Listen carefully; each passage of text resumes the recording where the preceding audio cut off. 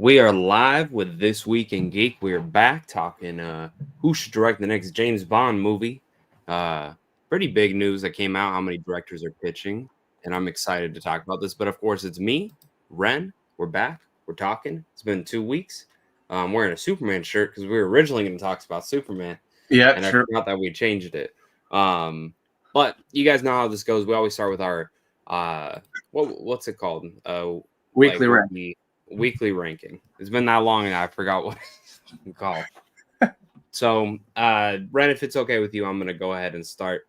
Of course. There's one thing or two things that I can't talk about that I've seen, and I can't even mention one of them. The other one I can. It's Ironheart. Started watching it. I finished it. Can't say much more than that. I'm going to post in the private chat my rating so far, and I've seen 2 episodes. Yeah. What do you think? As someone who has seen it all, the 2 episodes in, the show hasn't even gotten started.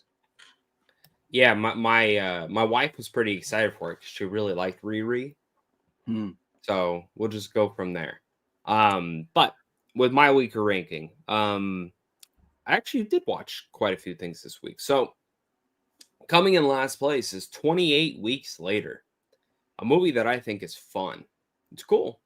But for me, I kind of had a 28 binge this week, and 28 Weeks Later didn't hold up from my childhood. This franchise is something that I grew up and I really, really dug. And rewatching these, I think they're dated. Just being honest. Which gets me up to my next thing, which is going to be blasphemy for many. 28 Days Later. Yeah, didn't hold up for me. I like the themes. I think Killian's awesome in it. I love the way he shoots it, but I don't know if it was my mood. I don't know if it's because we watched it like 11:30 at night. It just didn't hit as hard as when I had watched it back in the day. And again, I haven't seen the movie since. I mean, it came out in 2002. I saw it that year, and then probably saw it a couple years later. So I've only seen the film twice. This was my 3rd time, and it sucked. I was so disappointing. Which brings me to my last thing, my next one, which is 28 Years Later, which was one of my most anticipated movies for the year. That trailer, incredible, made me go, holy shit, this looks like the next evolution of a zombie infected film. And not going to lie, my expectations went a little lower once I rewatched the previous 2. But they were pretty sky high. Didn't make them. Didn't meet them. I found the movie to be a really good movie made, but everything else around it kind of just felt as setup for the next one. And there's baffling choices in there tonally, like at the ending. Yeah, the final scene is wild. And I'm not gonna lie, like I was waiting, like before I got to the Power Ranger stuff, I was waiting for Killian to walk up.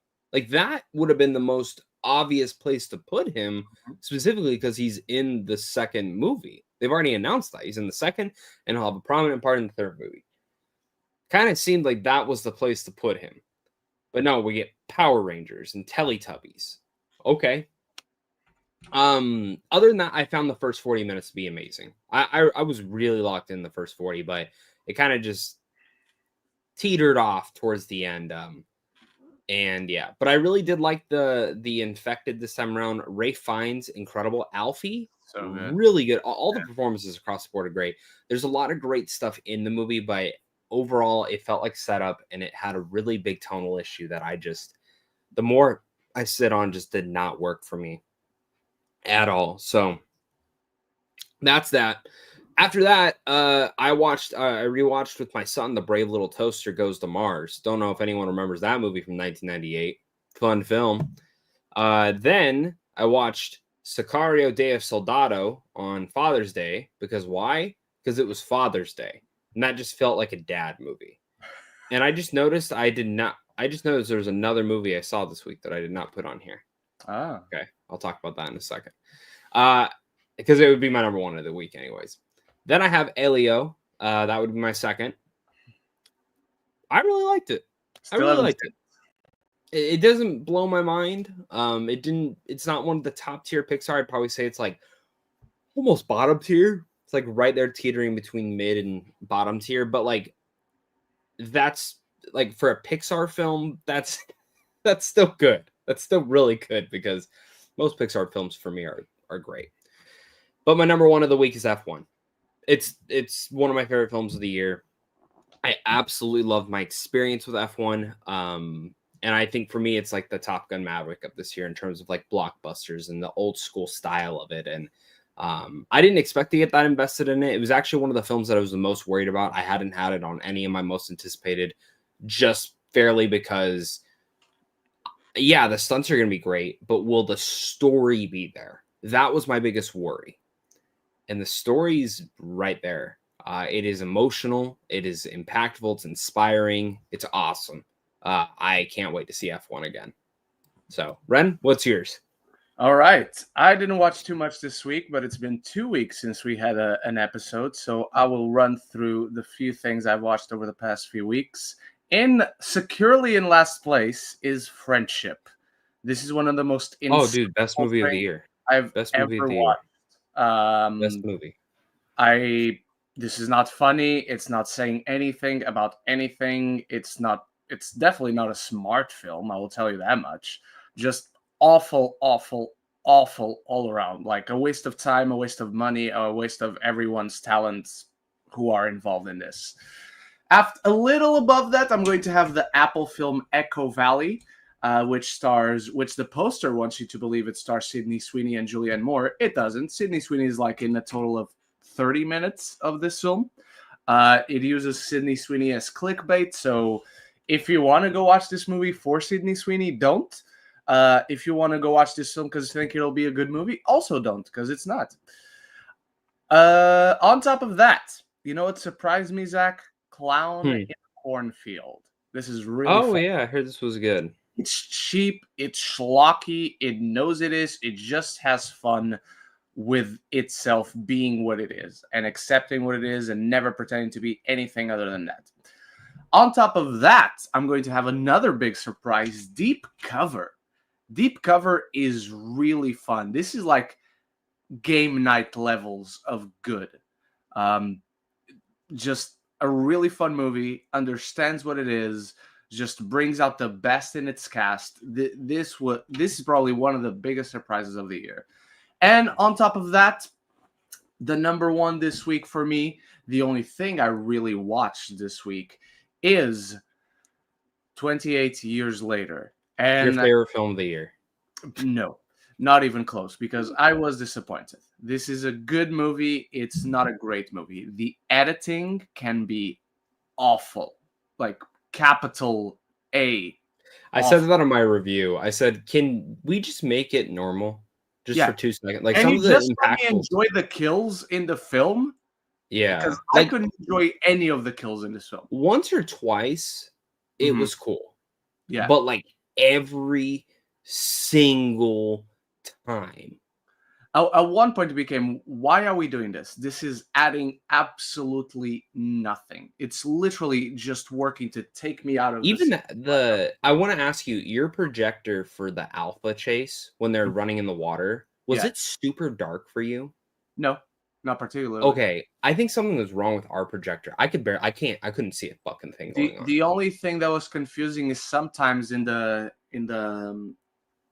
overshots, I couldn't tell if, oh shit, is that the alpha or is that Aaron Taylor Johnson? Because at one point the water is so big and you almost don't see the kid, but you still see him. But because I was just looking for the 28. I was just looking for the 28 inches long. That's how I knew. So sure, 28 inches later. But yeah, this is a good movie that's just so much. I don't know that it tells the most interesting story. It definitely feels like they wrote this and wanted to make a TV show, but decided to make a trilogy of films. Like the first hour of the film just goes so well, and then the second hour just runs into a slog and it drags until a certain Ray Fiennes walks in and suddenly, oh my god, the movie is moving again, and it's doing interesting things again. And again, this is not to say it's a bad movie, that there are no interesting perspectives or themes or explorations on it. There certainly is. I just don't know if you're building this off of, it's been 23 years. Like in the world of the film, it's been 28 years. The long-awaited sequel with two directors that are very known for how auteur they are in their style. Like they didn't cut any half measures. This is clearly a Danny Boyle. This has Danny stamp and Alex Garland stamp all over it. But it does fall somewhat short of its own potential. There are really sick moments, but I will say, because you brought it up, I didn't have time to rewatch the 28 days and 28 weeks building up to this, but I have seen them like regularly on a recent basis. And I'll tell right now, it's 28 days followed by 28 weeks and 28 years at the bottom. They're all good. Only one of them is a great movie for me. So it's interesting. I'm such the opposite. I know that's why I was giggling when you brought it up, because I'm like, yeah, just complete opposite. Like 28 years, which is like, I get it though. Like it's, I don't know what it like. It's funny because I saw those films so young, but I thought they were so cool, and they still are cool. They're still cool movies to me.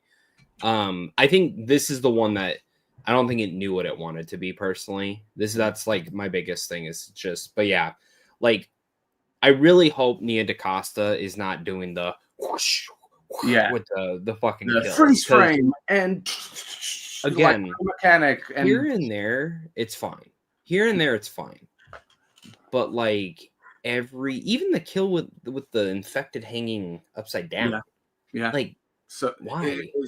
Because you know what I appreciate about one thing I appreciate about 28 years was like the look of it. It still looks raw and dirty. I mean, like it doesn't feel polished at all. But the moment you do that thing of the freeze frame and changing the angle to the other side, it's like, okay, I'm completely taking off the fantasy. This is a movie being edited and I will say I really liked because I'm sure you've seen the rig of all the iPhones. I think it's a fascinating thing, and I think once or twice doing that is fine because it gives like this disoriented feel, especially when they're fighting those like bloater type zombies. But again, it takes away from some of the more impactful moments when he does like weird things with the angling. So yeah, that's personally my opinion. It's good. It's good. It's a good movie. For me, I think it's the best of the franchise, but it's not. I don't think that's saying a lot. Fair. Like personally, for me at least. Like I even said it in my review. I was like, this is the best one, but it's got a lot of issues to it. Like absolutely. So I really hope Nia DaCosta can lay it out. I like her as a director overall. Yeah, I'm very interested in Bone Temple because that was the most interesting part of the film. And man, I gotta be honest with you. I really wish Alex Garland, like if they do the third movie, which it looks like they probably will after the box office this weekend, I was really hoping Alex Garland would direct the third one, personally. Ooh.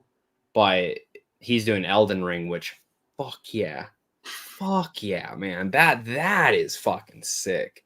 I really hope A24 gives him that budget because that's awesome. That is so fucking cool.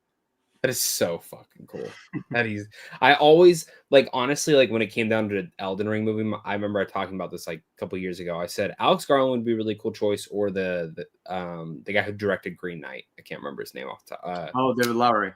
Yeah, would be a cool pick. But other than that, Ren, let's jump into the main topic. Who should direct the next James Bond?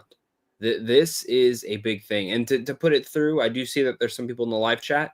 Make sure to go leave some questions in the post on Ren's channel for us to answer after this.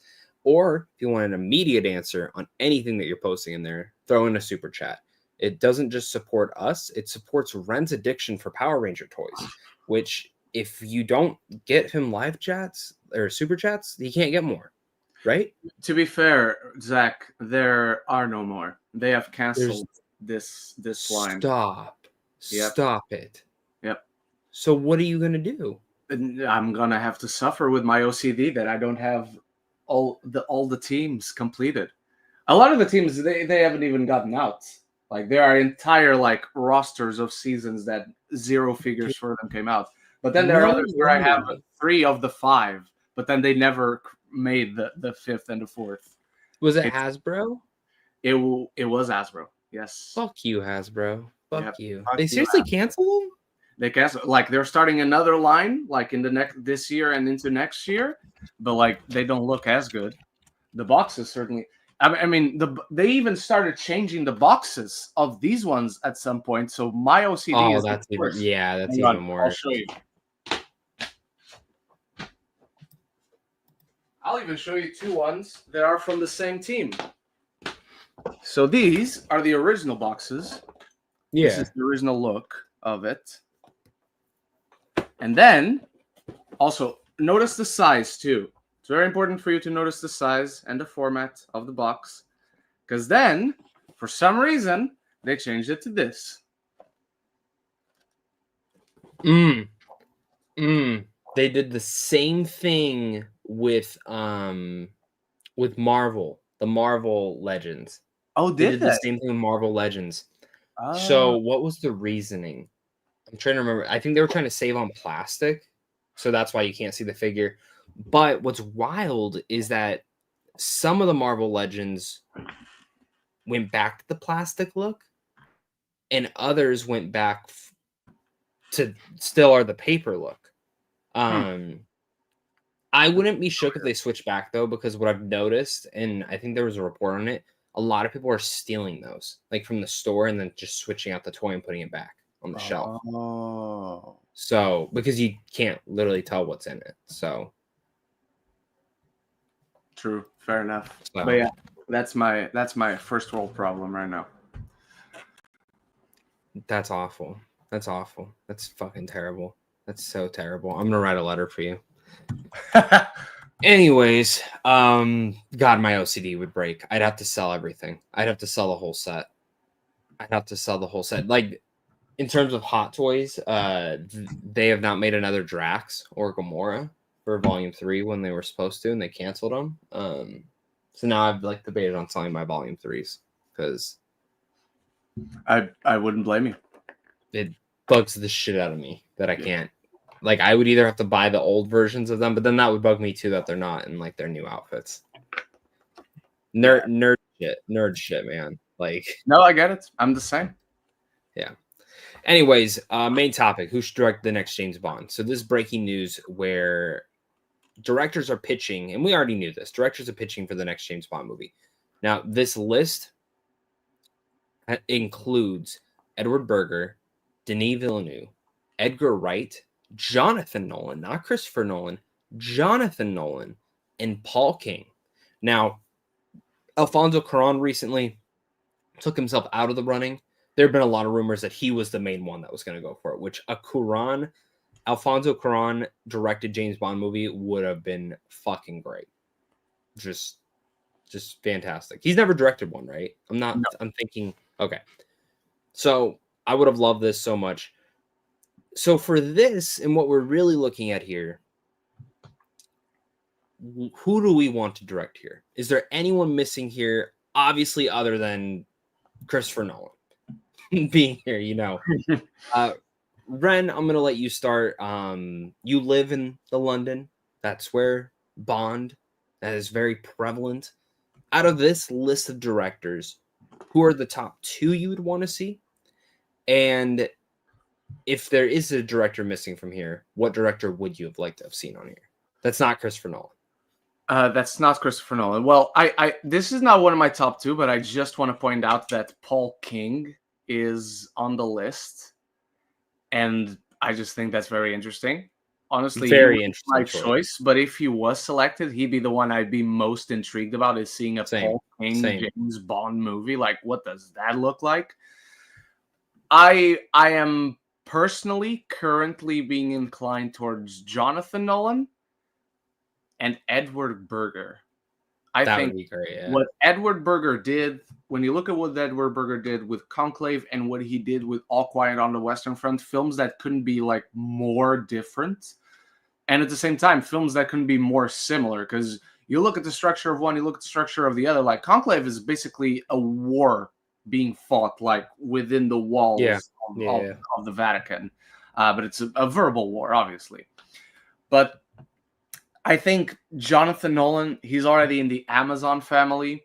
He already brings that surname and that prestige that people associate with that because of what he did with Westworld, because of what he did with what he's doing currently with Fallout. And I wouldn't be surprised if him ending up being hired to direct one, maybe he writes it together with his brother Chris. Maybe his brother Chris comes on board to direct the second one. Something like that. I think that'd be very, very possible.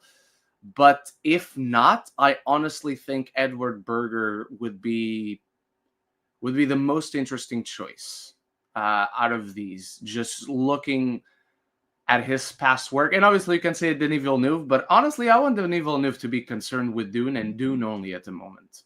So that is not delayed. So I wouldn't mind skipping him on Bond for now at least. But Edward Berger for sure gets my vote. You know what's interesting? I see this list of people, and I'm like, you know how they usually switch the director that's directing a James Bond movie? It's interesting to me because it's like, if one of these directors got it, so say Denis Villeneuve got it. Yeah. It'd be, and for me, I don't think it'll be Denis, mostly because they want to get this fucking going. He still has to do Dune. By the time Dune is going, I guarantee by that point, this James Bond movie would have already been filmed. And probably have a release date, most likely releasing slightly after Dune Messiah. Like, they want to get this going. So, for me, it's like, if I look at Denis Villeneuve, it'd be interesting because if you get, like, an Edward Berger to do the first one, I could see Denis doing a second one. Like, their style and, like, the tone would kind of be the same. And then possibly, like, Quran comes back to do it because that's, like, the same tone. But I'm going to be honest with you. I want a little bit of a different Bond. And I think if you go with Denis or Edward or even Alfonso, I feel like it would feel very much like Daniel Craig's. So with that said, my pick is Edgar Wright. That's my number one pick. For some reason, Edgar Wright or Jonathan Nolan. I think Jonathan Nolan, I've seen enough from him to see something a little bit different. Westworld is very different than Fallout. Mm-hmm. Reminiscent is very different than those two, which he didn't direct, he just wrote, but his wife, right? Lisa Joy is his wife, yeah. And Jonathan Nolan is an interesting name to me. Plus, it'd be interesting if he wrote and directed the first one, then his brother decided to come in and do the next one. Exactly. And then Paul King is one of the ones that if they said yes, okay, let's see this. Yeah, what does that look like? Like, that would be interesting. But Edgar Wright is the one for me that I think could land the nice tone in between modern Bond and old Bond, and having those classic feels for that, because Edgar Wright knows that. And I feel like this is like the Coronado trilogy will always be very much what he's known for. But part of me thinks this would be the defining picture in his filmography. When people look back at his filmography, this will be it. And I feel like that's what directors look for. Denis will be Dune. In the end of the day, Denis will be Dune.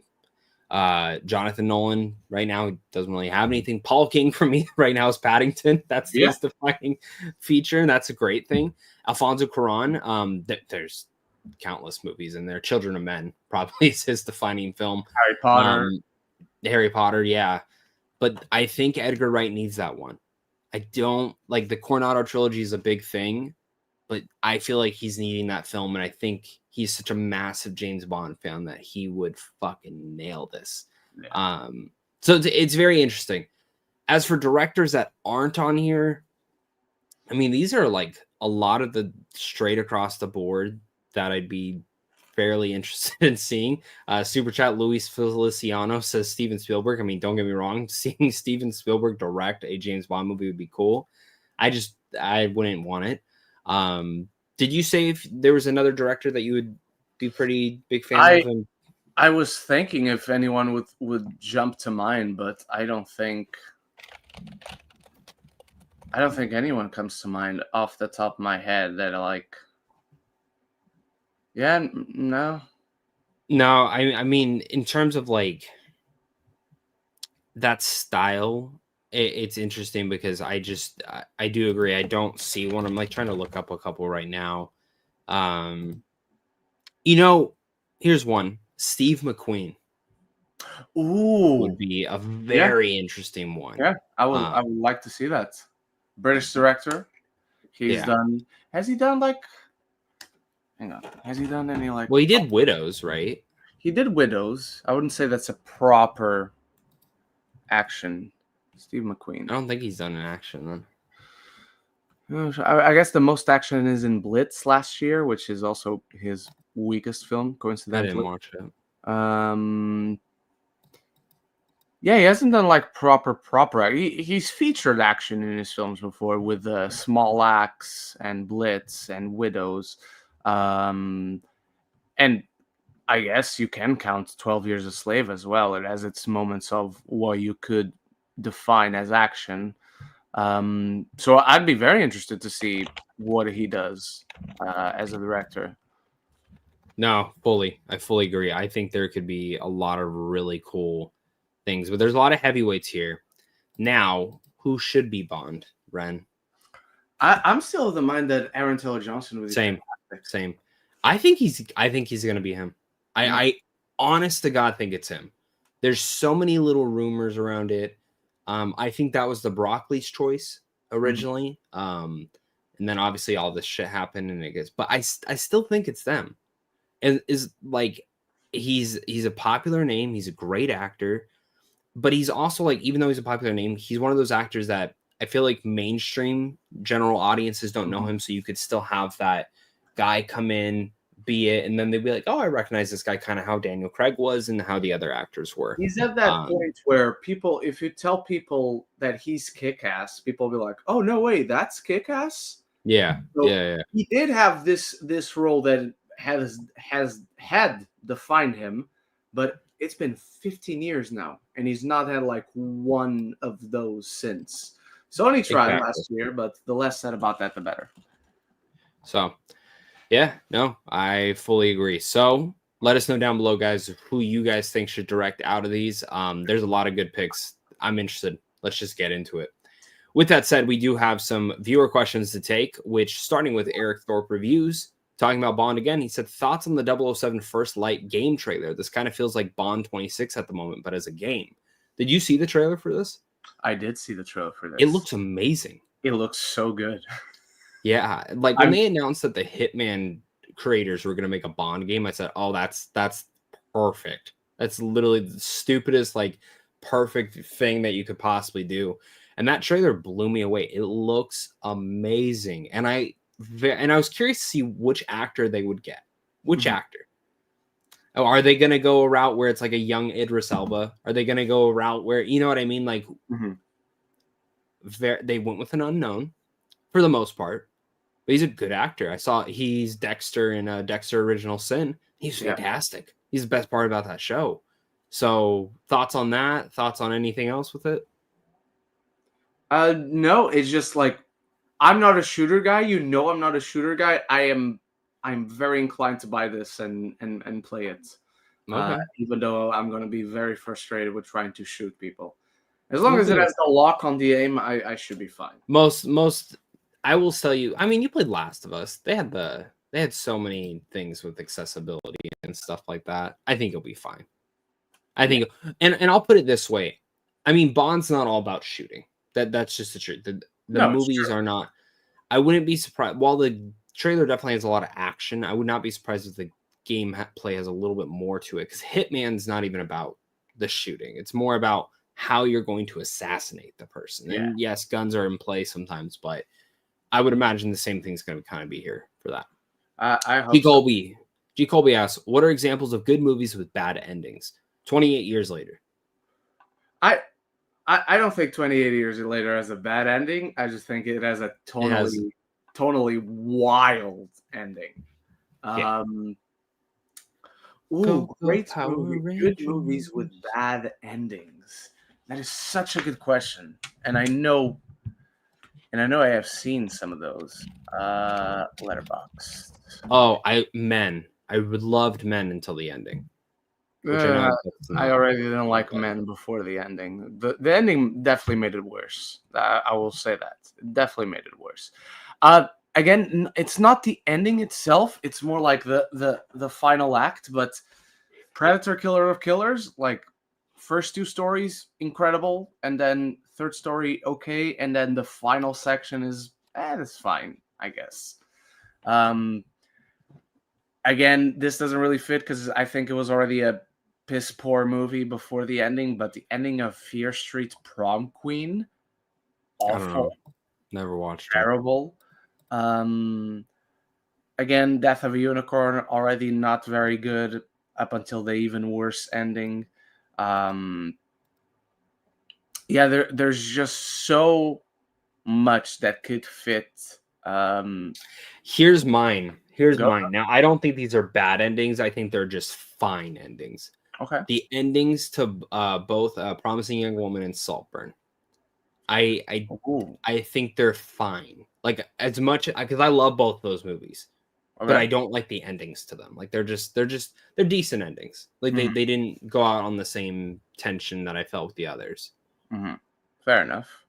Um, Hereditary. I think Hereditary has a terrible ending. Well, Hereditary peaks when the kid loses her head and then it's just never very good again. For me. I want to find another one because this is a really good question. I don't want to just sort of like cheat around it. Um, do, do, do, do, do, do, do. Uh, Venom, Let There Be The Last Dance has a terrible ending, but it was already not Yeah. very good. Oh, you know what? Well, again, it wasn't a very good movie up until then, but I saw the TV Glow. God awful ending as well. Um, it feels like the movie's I did not just like that getting movie. started, and that's where I it hated ends. that movie. Really? I hated that movie. I It's so hated bad. that movie. It's so bad. So bad.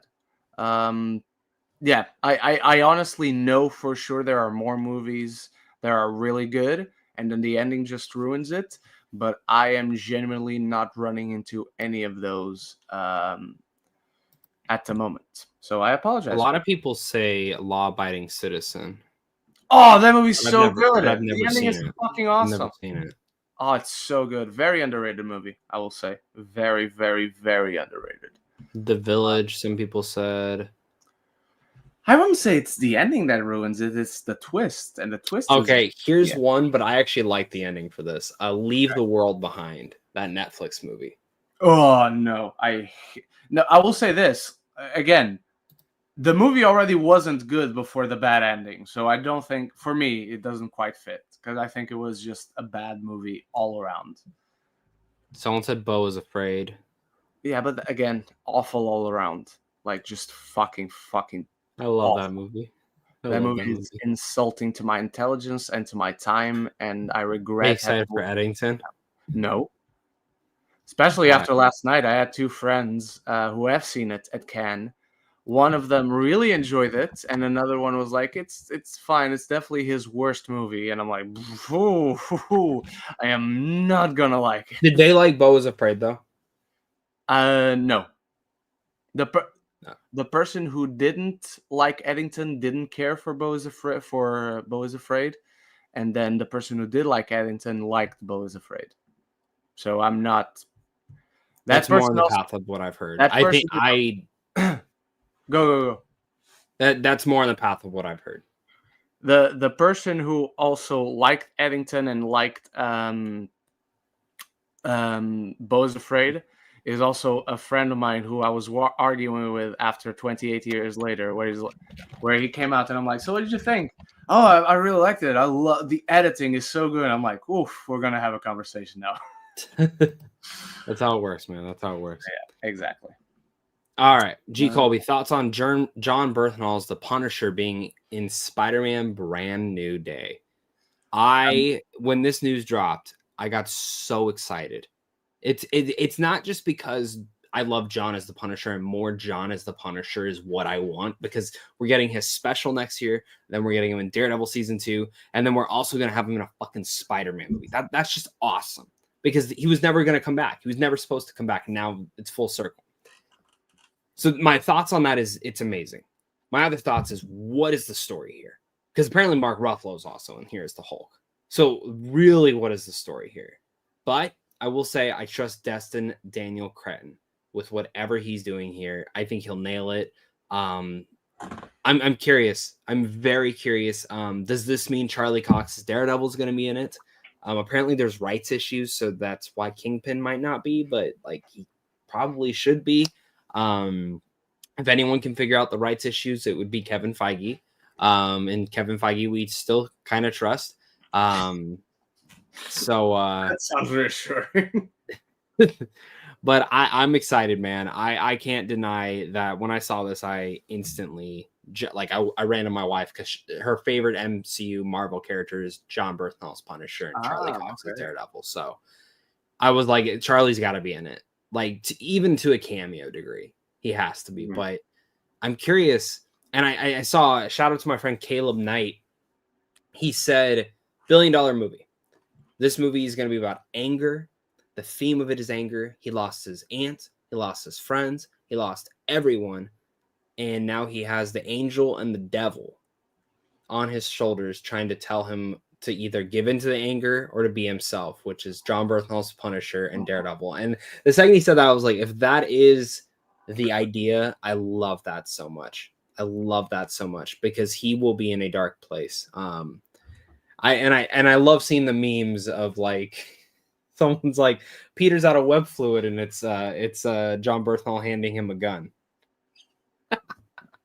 So, what do you think, man? Starts shooting people in the head.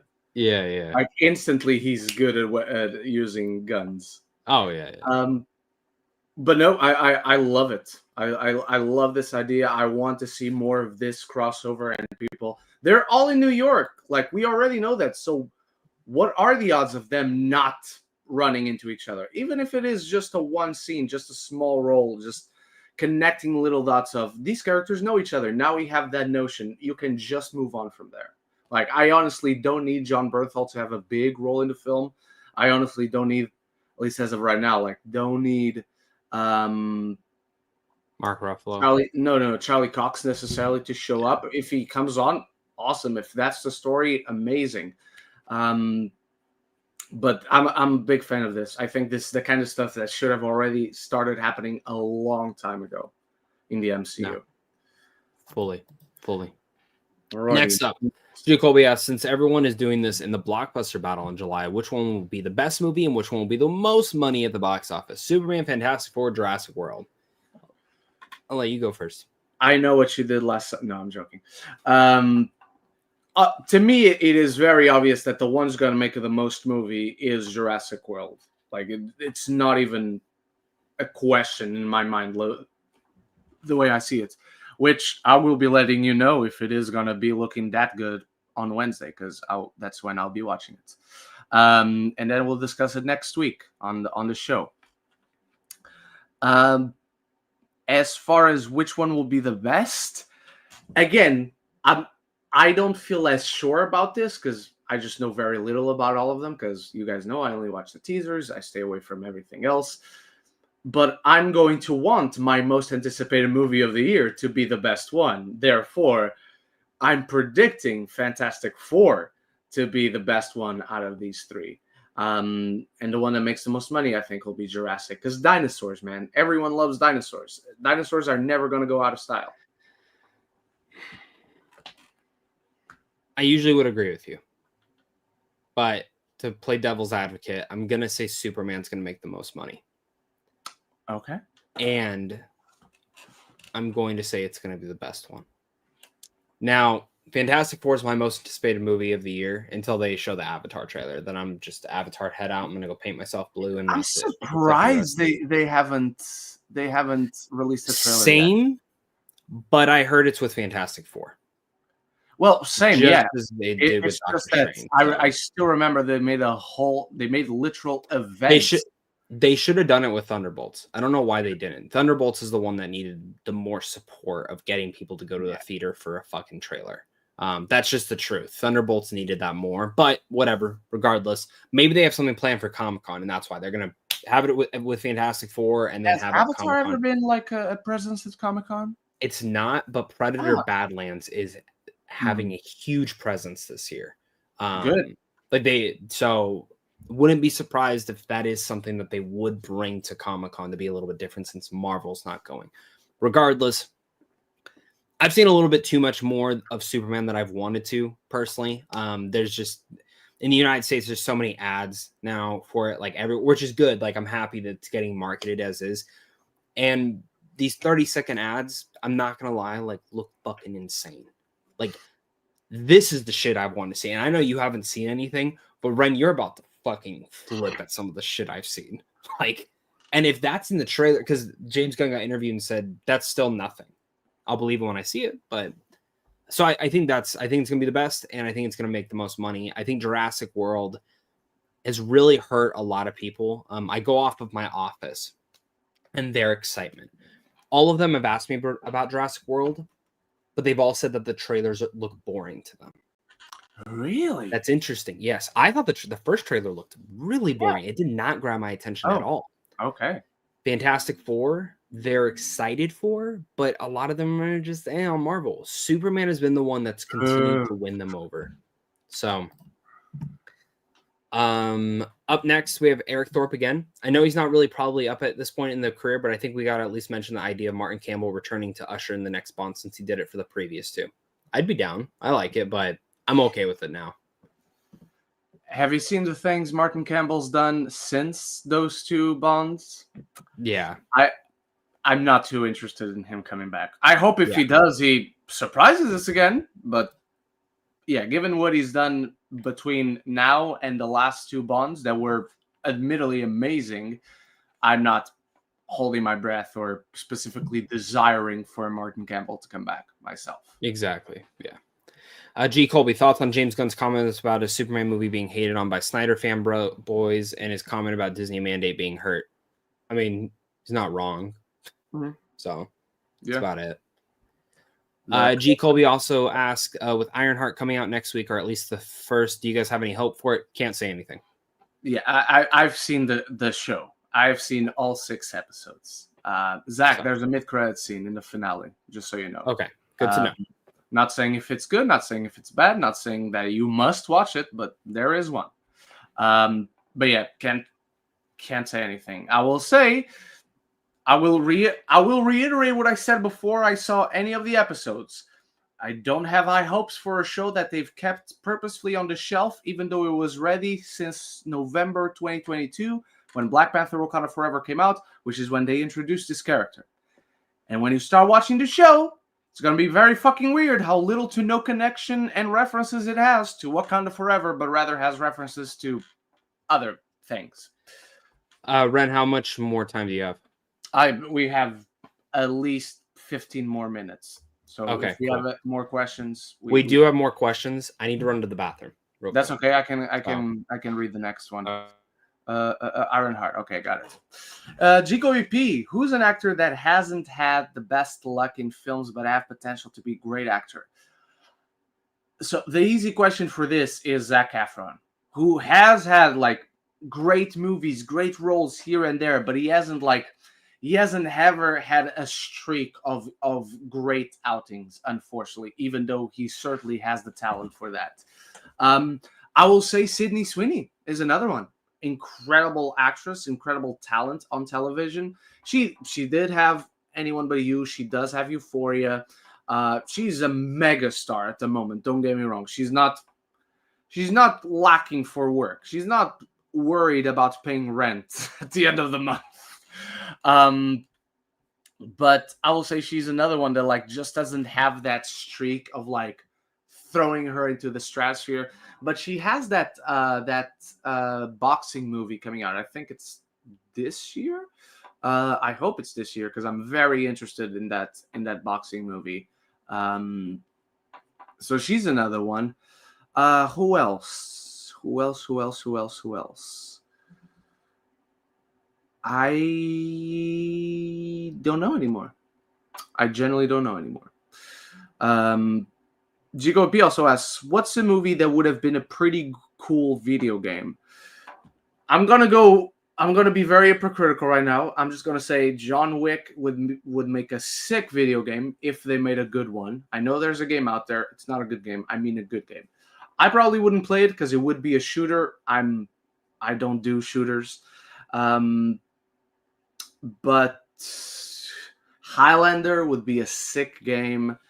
I think if you did, I don't know what you're waiting for to do a Super Smash Bros. Film in the style of in the style of Super Smash Bros. Make a Disney game where it's Tarzan versus Simba, where it's Hercules versus Beast, where it's Jim Hawkins versus Maribel, where Hero from Big Hero 6 and Baymax fight against Maleficent and Captain Hook. Like, give me some of that shit. I like that would be so fucking fun to have just a smash 'em up, a beat 'em up kind of game that is just Disney characters from the add in then the Marvel characters and add in the Disney Plus TV show characters, add in the Mandalorian, and then add in Loki, and then add in Phineas and Ferb, and then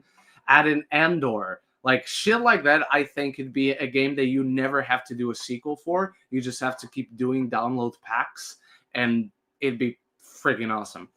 Zach, what's a movie that you think would have made a pretty cool video game? Ooh. Just the world, or does it matter? Or? It doesn't matter. I said John Wick would make a good video game. Highlander would make a good video game. And then my final suggestion was a Super Smash Bros. Style, but with Disney.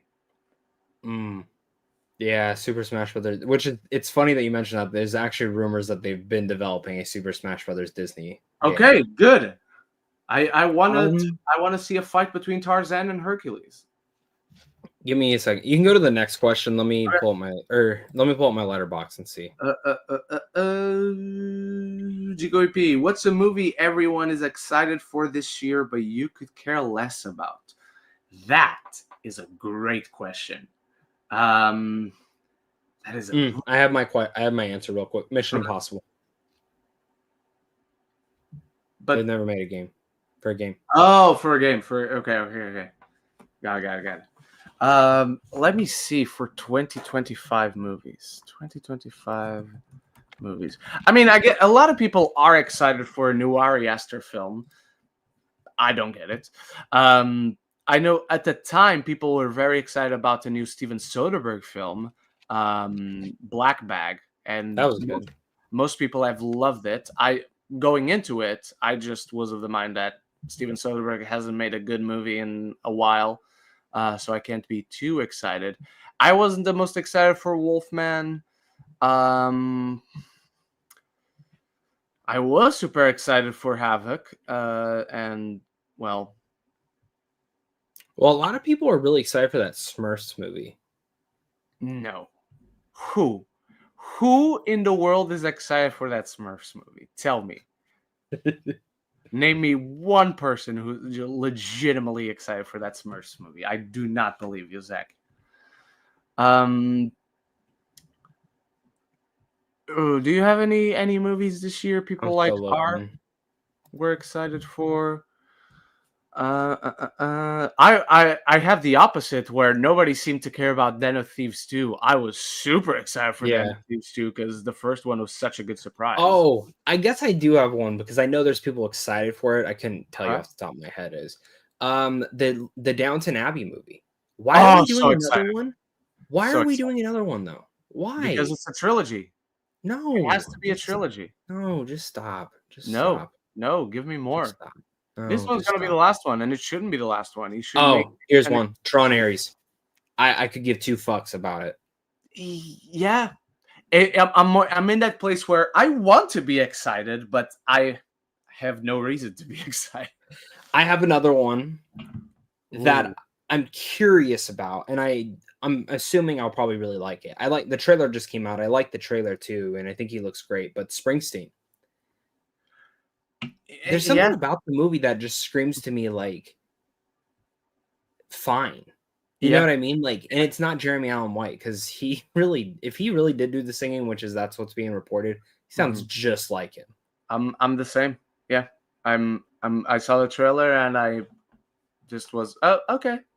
Now you see me, now you don't. Could give two shits. Oh, I'm so excited. I'm over so it. Excited. Love Wicked for Good looks awful. Just which never. one? Wicked for Good, just terrible. First one was terrible. No, that's bullshit. You're bullshitting me on that one. I know someone who just saw it. Oh, at a test screening. Okay. Positive, very positive.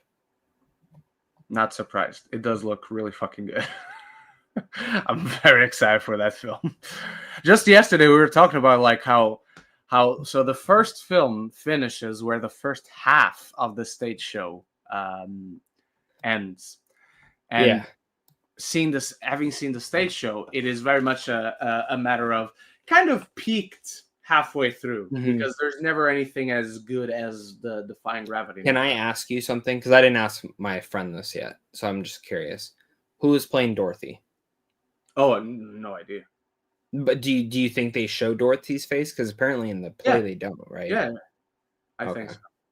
Okay. I was just curious. But I have no idea who they'll have playing it. And so, in the stage show, it feels like it peaks halfway through. Curiously enough, in the film, I felt it peaked halfway through because to me, there was nothing better than that scene at the party where they first come together with the hat. Because up until that scene, I was like, okay, the movie's good. It's fine. I'm enjoying it because I've enjoyed the stage. And then that scene hits. Yep. It hits like a... Yeah. Wow. What happened? So, yeah. Is this the last question? There's two more. I got the next one. Okay, go for it. Now the opposite. What are movies that were elevated to be good by the ending? To be good, but I think that's so hard. Yeah, I will say this. If I'm not enjoying a movie, the ending I might be like, oh, okay, that was a little bit better than I expected. You have to really do something special with that ending for me to... Serenity. Fucking Serenity with Matthew McConaughey. I said, what the fuck is this movie? And then the ending, easy, 10 out of 10. Made it even better. See, my mind immediately did not go to that Serenity. So I was like, Serenity's great. What do you mean? Let me see. Not watch list, profile. Zach, I just remember the previous question. Again, it's not a bad ending. Like, it doesn't ruin the movie, but that whole final scene in The Brutalist in Venice, the time skip, don't need it. Cut it off. We don't need it. Yeah. Let's see. Movies elevated by a great ending. Oh, this wasn't a bad movie before the great ending, but Identity. If you've never seen Identity, go correct that right now. You cannot know what it is about. You just have to go watch the film. Saw is another one. Again, already great, but that twist ending. Chef's kiss. So good. Oh, this one's a good movie anyways, but the ending makes it better. Crazy Stupid Love. Oh my god. Underrated twist. Such an underrated twist. Such a good twist. It was right in front of you all along. Yeah. Anything else you can think of, man?